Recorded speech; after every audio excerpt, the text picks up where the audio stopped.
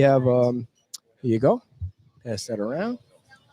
We also want to remind everybody they can call us and leave us a message on our fabulous new voicemail line, which is 1-877-51-BEACH. That's 1-877-51-BEACH. We do have some calls from the previous week that we're going to be playing in the final segment of the show, where the wife tries to be funny, but we'll see how that goes later on. And right now, joining us about a topic on the beach that has been on a lot of people's minds is Pastor Shawn Critsor from the Beach Baptist Church. Pastor Shawn, nice and close with the mic there. Of course, I get there. Why don't you guys switch mics because his is a little shorter there. And Claudia Steward. Claudia, how are you doing? Good, dear. How are you? Good. Claudia is the manager of the Sandal Factory. So the first question comes from Kim. So I didn't know you were just going to turn it over to me like that. So we're here talking about homelessness in general. And what is your guys' view of the nature of the program or the nature of the problem? Like, how big of an issue is it for folks here on Estero Island? I feel like it's a big issue. I mean, being at the trolley stop, our store gets a lot of transients back and forth. We come in the morning, they're asleep all day. It's a problem. It's not good for the customers. It's uncomfortable. Some of them are talking to themselves, talking to the reflection on the trolley stop animately. Mm-hmm. It's uncomfortable, and I don't think it's good for business. Go ahead, Pastor Shawn. Yeah, I concur with that sentiment completely. And I believe the problem is big or small, depending on who you ask, of course. Right. There are those right in here who are going to be interactive, and they're going to see it, and it's going to be a big problem because it is a big problem for Claudia and for any other business who happens to be here. Sheer numbers is the only thing I can go by. I don't, every last week for 5 days, the same 12 people were fed at chapel. And at peak season last year, there were 19. So we are seeing the exact same number / ratio of people requiring, and what we call is requiring services, because I honestly don't know if they're homeless or not. I mean, after a little while, I've developed enough of a relationship that I can tell you, oh yeah, I know you just sleep on the beach. I know that. And that number is actually under 10. Wow.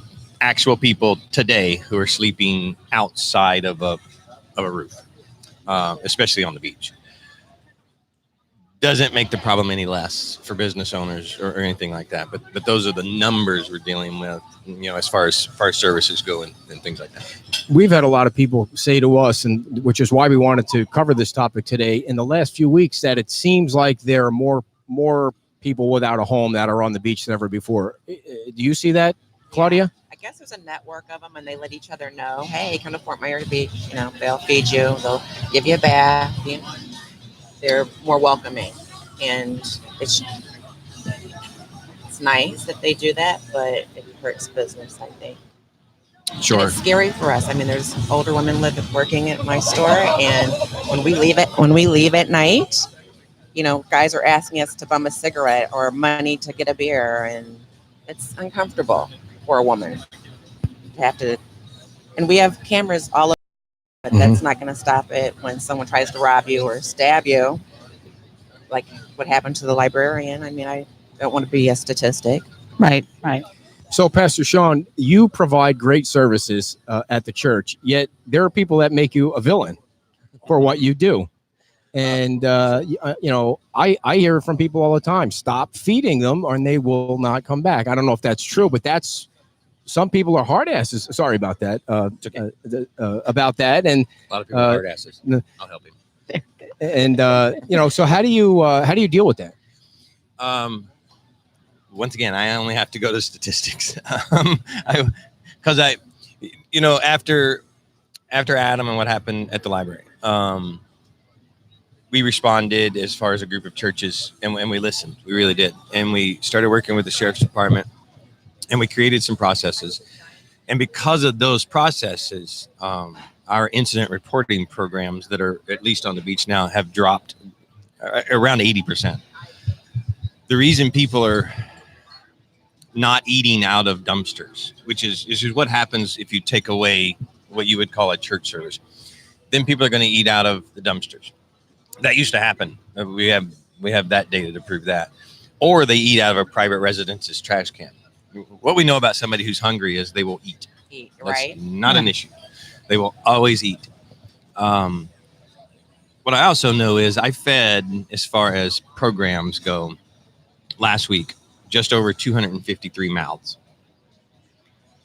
And I know that there's only 11 homeless folks. Well, so less than Wow. 10%, less than 5%. but you don't really believe that's the real number on the beach, right? They don't all come to your church. No, that's between us and Chapel. Yeah, I don't. I There believe could be there more are. that are just laying on the beach and, or Well, tell me if I'm wrong. If I'm wrong, tell me I'm wrong. You're wrong. Okay. Only because I have a relationship, and I think that's where fear goes away.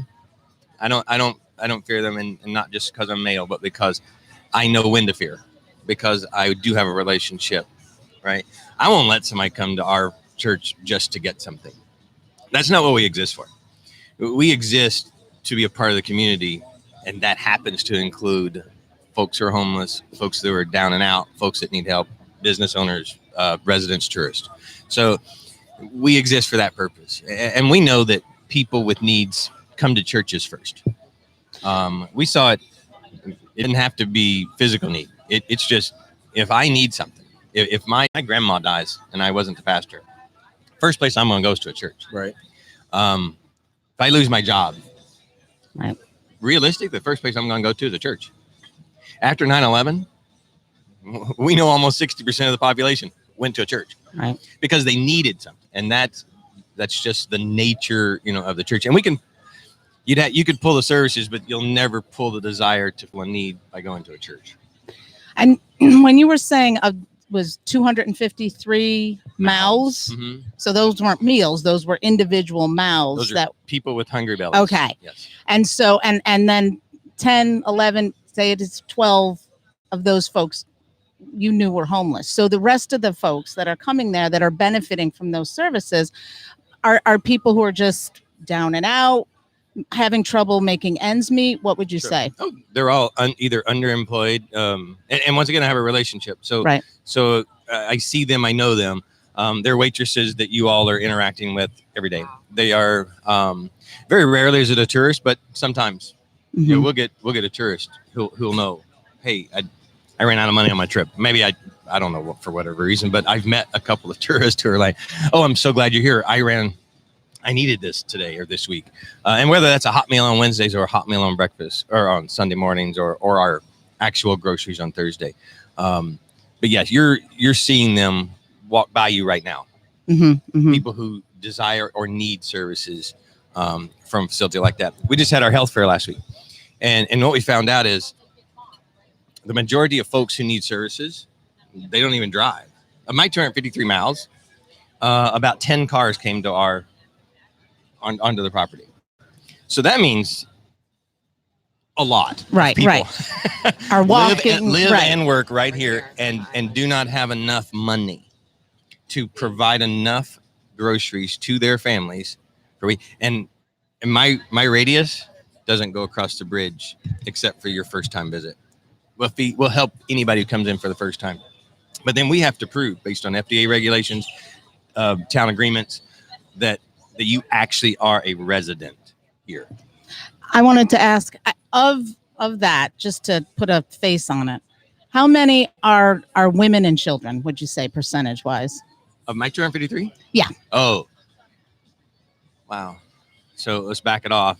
Of the 12 that I know that are, quote, homeless, 8 are guys, 4 are women. Mm. And then of the 253, majority are women, children. So we'll go with 70% women, children. Is that because of deadbeat dads? Yeah. All right. Absolutely. We have a quite fair a few. question. No, it's a fair question. No, it is. Listen, you introduce me to a deadbeat dad, I'll show you a hungry guy next week because I'm going to teach him that his first priority is mama and baby. Right, So of course. get Yeah. your butt to work and go do what you got to do. And that's another thing. I don't believe in just handing you something and saying, hey, have a great day. I'm going to do that the first time. But as soon as I develop a relationship with you, I'm going to make sure you're applying for work. I'm going to make sure you're doing something somewhere. We have people working near us right now that actually work, right? Homeless, but working, don't have enough money to get by. So they Right. still have to have services.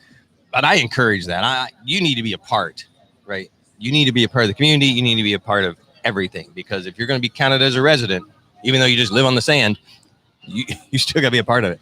Claudia, you hear all the discussion so far, yet when you leave your business, you're feeling unsafe. What do you think needs to be done? I don't know. I really don't. If we could just maybe get them some kind of housing or some kind of help, because a lot of it, I think, when you mix some kind of mental disability with drugs and alcohol, it comes extreme. And I will say my last problem I had was with Cowboy. I don't know if anybody knows who he is. We've heard of him. But he loved to sleep there at the trolley. And if anybody asked him to leave, he would get really aggressive with people. I had to get the police involved. They sent me to the bus people. They tried to get involved. Then it was the town's on town property. Officer Tillman came in and he handled it all. He went and talked to the city, got him into some kind of rehab that he's supposed to go to, took care of it, and got him removed from the area. So, Pastor Shawn, my question to you is, it's a long lead up to the question. Sorry about that. But 2 weeks ago, somebody sent us a picture of a homeless person that laid across the sidewalk in front of the Sea Gypsy. Yeah. And then John was telling us about how there were 5 homeless people. I mean, I wasn't here, so I don't know how you determined that they were, but I guess everybody who works here knows who they are. Sure. They were getting in fights and they had to be kicked out. The police had to be called. And, so we're hearing incidents like that. So my question is, whose responsibility is it to, and I'm not saying shovel them up and, throw them on the other side of the bridge, but to figure out how to either build a shelter or get them to a shelter. There's no shelter on the beach that I know of other than yours. I mean, where they can go and stay and be there all the time. I mean, they can't live at the church, right? I mean, No. that's what I mean. I mean, and honestly, I'm glad you brought that up. Was that all the question? Yeah. You sure? Yeah, I think so. First of all, he's got to be like the coolest pastor we've ever I seen. know, He's right, got right. tattoos I everywhere. know. And he wears a Gilligan's He Island said hat. the ass. I don't know. So the way Claudia did it, that sounded a lot longer of a process than it needed to be, and it didn't need to be that long. And I can help with that. I really can. But the fact that she knew Officer Tillman's name, number one, it's relationship. I'm not saying you need to go meet every person that you think is homeless on the island. I'm saying you need to be involved to the point that you know names of the people who can help even. Officer Tillman is one of the best officers on the beach that we have. Yes. He has been to multiple meetings with me about what we can do and how we're doing it and what processes. We work close. I don't even have to call necessarily 911 sometimes. If I see him, I can just grab him and go, hey, right over there. There's a problem. There's an Yes. issue, Mhm. or I think there might be an issue, and he's on it. Okay, He's what is listening. what But is he's not the only one. There's quite a few. It's a great point, but what does he do with that person? Well, it all depends on what's going on, because not necessarily are they homeless, right? So first of all, he's got to identify what have they done wrong. So that is the police's first question. Always. Right. Sleeping on that bench is wrong from the town's perspective. Okay. So the only person who can trespass from that piece of property would be the town.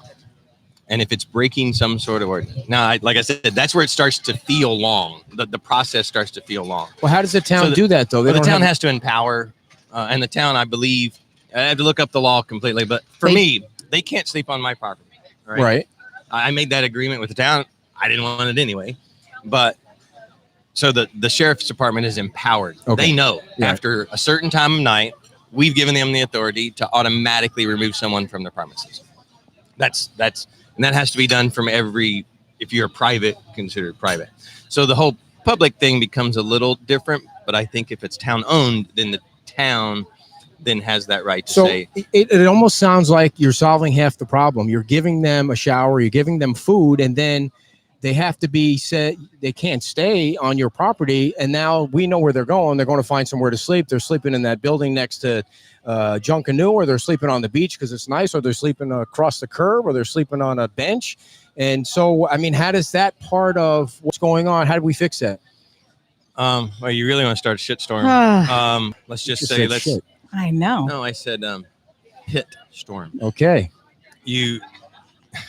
Where- Let's just so I have 72 beds on my property, right, where I do retreats for churches and other groups to come by. So I'm constantly worried about safety. So I'm fully involved in that.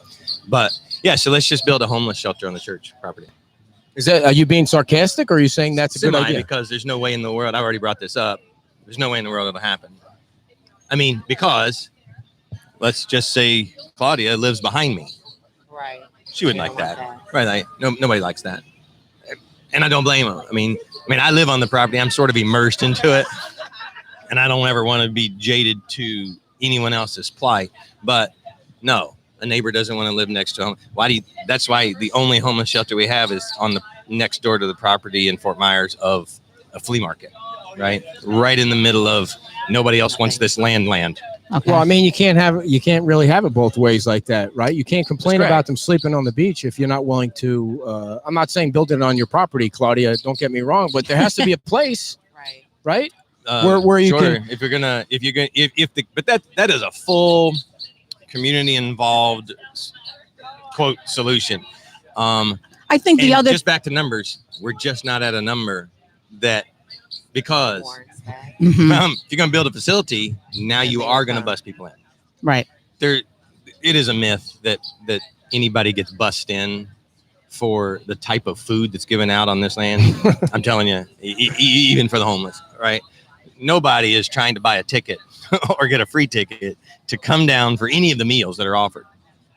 We got some good meals on Wednesday nights and on Sunday mornings, but nobody's They're not driving. that good. Nobody's driving hours, or walking, so I'm homeless, but I got a car, and no, that's not what we're talking about. So that's just not true.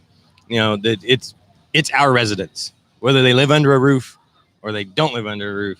Our residents of Fort Myers Beach are the ones that are getting the services. Somebody mentioned on Facebook today, I'm sorry, dear, I want to get some of the listeners have questions and the viewers that they should be cleaning up the church and helping with the chores and doing different things like that. And I'm guessing they probably can. They are when they can, right? All of ours do. Yeah. All of ours. Yeah. If you stay after church on a Sunday morning, you'll see the cleanup crew that is staffed with their crew, of folks who are staying and helping. Anybody that comes for groceries on Thursday, they're always asking me, what can I do? What can I do?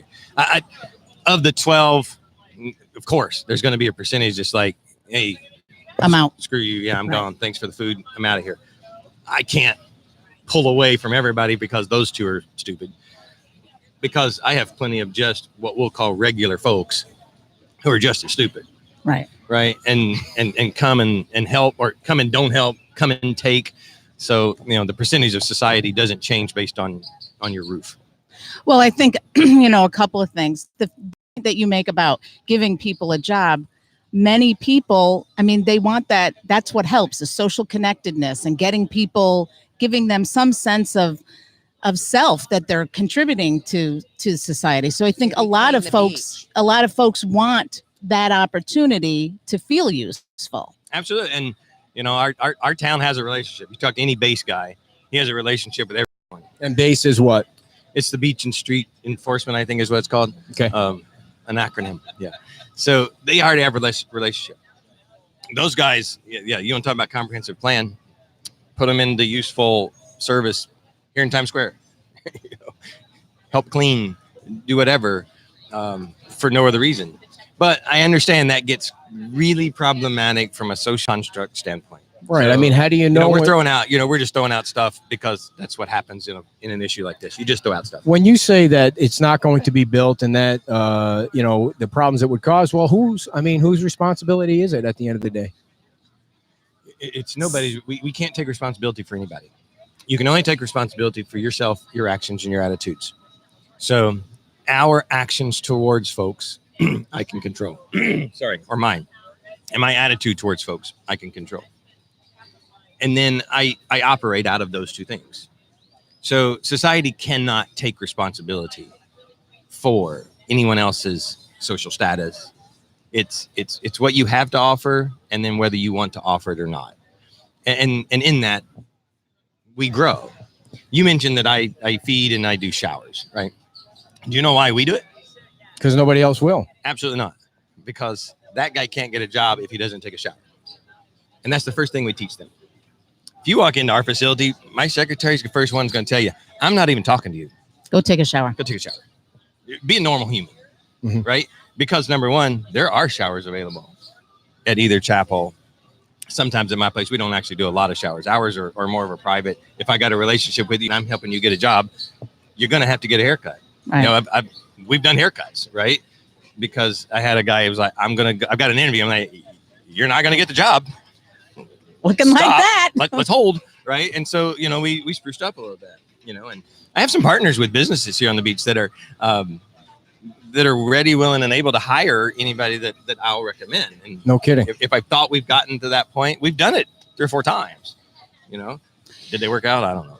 I think too the 12 or 10 that we're speaking about, you know, the group of single individuals who are on the beach, who are homeless, have been homeless for a while, that the reason, you know, even if you were to offer housing, it might not be acceptable to them because they're dealing with other issues that cause their substance abuse. Oh, absolutely. And mental health issues. So it's really, I mean, I think we always circle back to those few numbers, whatever the number is, that's really, and the issue is getting services. And again, you know, you can provide the services, you can't force somebody to accept them, but Sure. Unique ways and at least making the effort to offer those services to individuals who, you know, I know it's scary. I mean, I'm a female and you know, whatever, but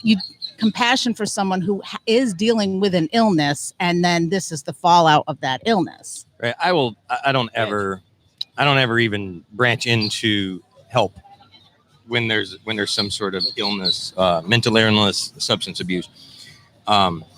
Actually, if you read sort of the code of conduct that we agreed to at the sheriff's department, is that we help identify that we think we're past the general help we can offer. Right. And then we immediately reach out, and the services are really cut off.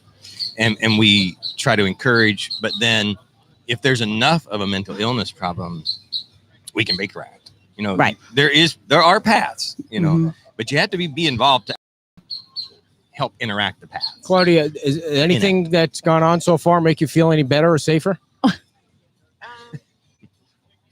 Not really. Officer Tillman, Officer Kime.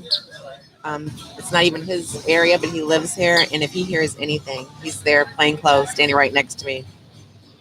That's the only kind of safety you have. But they can't be there all the time. How does somebody, I know this is going to sound stupid to people. It's kind of oh boy. Oh boy. What's the question? What's the word I'm looking for? We all don't know. All right. It's a dark How does space. somebody that doesn't have a home and doesn't have a job wind up getting drunk every night?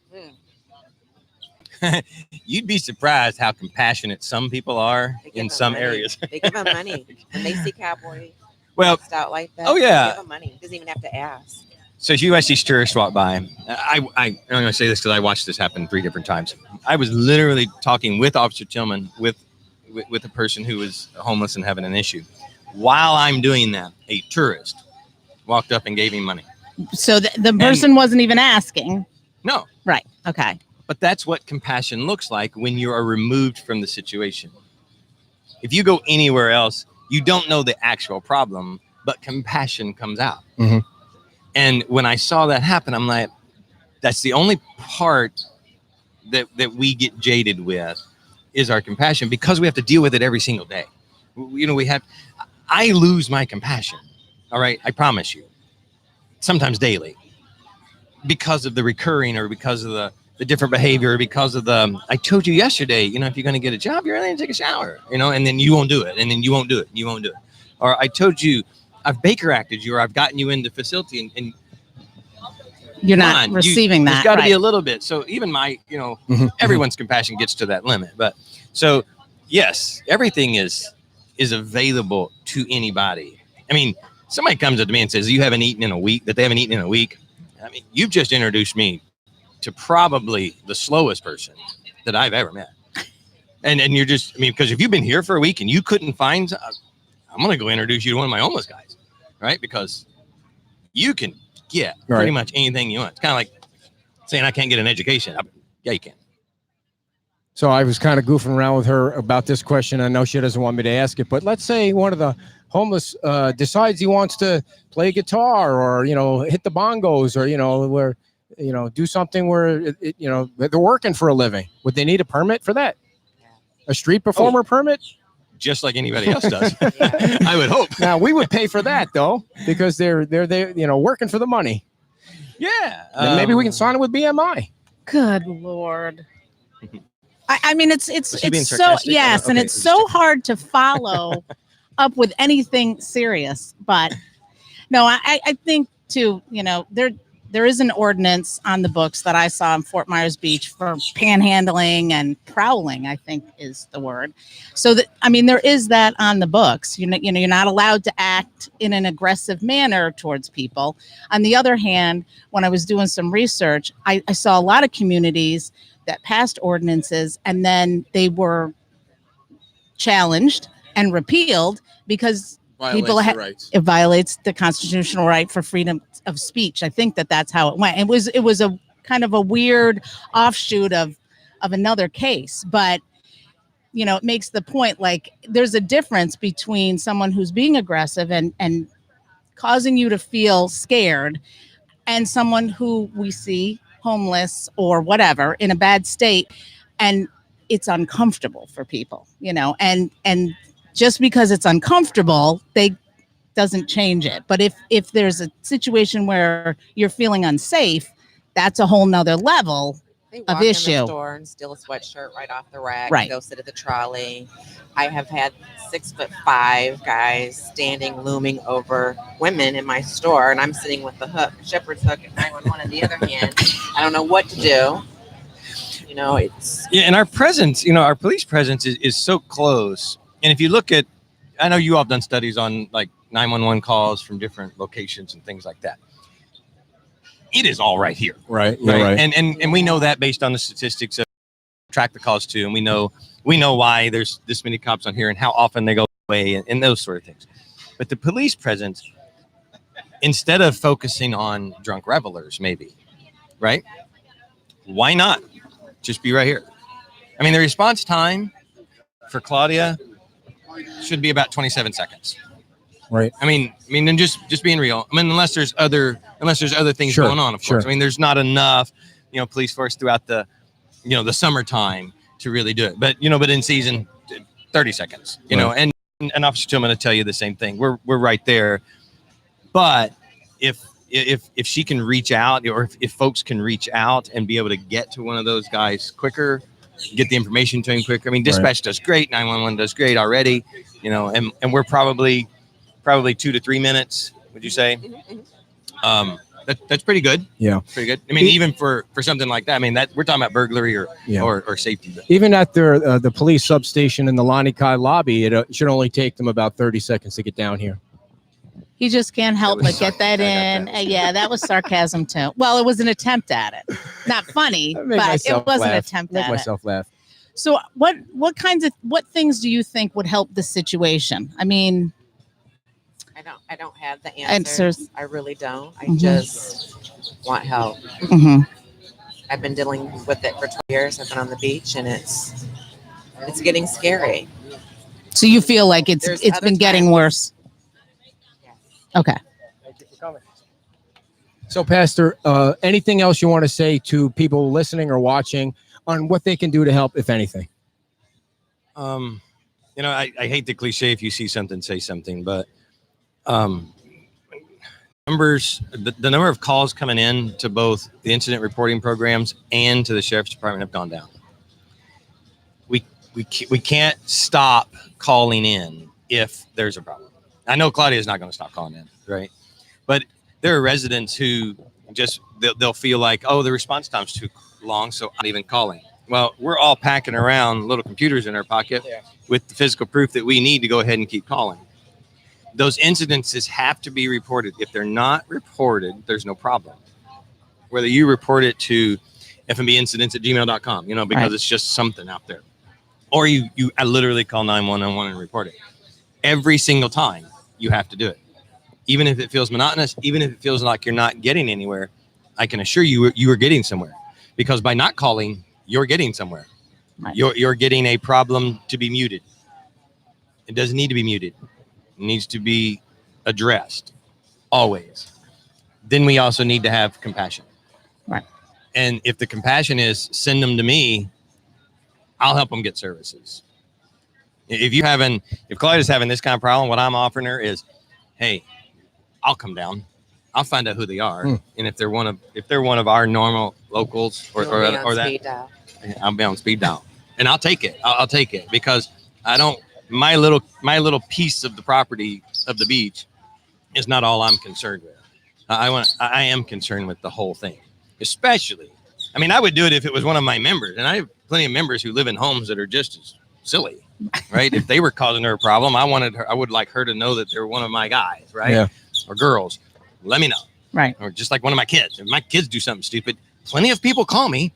So let's do that with everybody. If you know that I have helped or interacted with someone, call me up. I'll come meet you. I'll come see what that issue is. And then if you don't have the actual path to get to a solution, I'll help you get there. I was talking to one of the sheriff's deputies last weekend after the show, and he did say he believes the situation is better than it has ever been before. And so I guess it just depends on, we're talking numbers again, what happens and when it happens, and what's and I going think on it depends on who you talk to, because I've talked to folks not in the sheriff's department but other enforcement agencies, and they've said it's still pretty significant. So I just, it's incidence rates have to be reported. When you do that, then you get the attention of those who can actually do something about the problem. Is there and then you'll get the accurate data, and then you can go forward with that. Is there anything you need at the church that would that from the people that would help with the situation that you're helping with more than most? Donations, food, clothes, soap, nothing? No, see, I don't ever like to reach out in the community for that, because I would rather the community come just see, right? You're right. I get a lot of grief, but I've never gotten grief from someone who actually came and saw. Yeah. They have an idea of what's going on, right? They have this idea that, I'm providing steak dinners and it's really butterfly shrimp, really, really hot showers and queen size beds for everyone, and people can't wait to come to the beach, right? To live homeless. That's not true. But if you would come and see, then you would actually, the involvement, I'm telling you, that's the involvement. So that requires the compassion, that requires the time, that requires and I know everybody can't do that. Claudia's got a business to run, right? I'll come to her. So there's a two-way street. I'll come to you, you come to me. We can figure this out together. I promise. And I think Chapel and I have made it pretty simple to figure out where everything's going on. And transparent. And very transparent. Come see it. And if you don't like what I'm doing, let me help make it better. If it's something that we can do. You're open to suggestions? 100%. I didn't make this stuff up. It's right.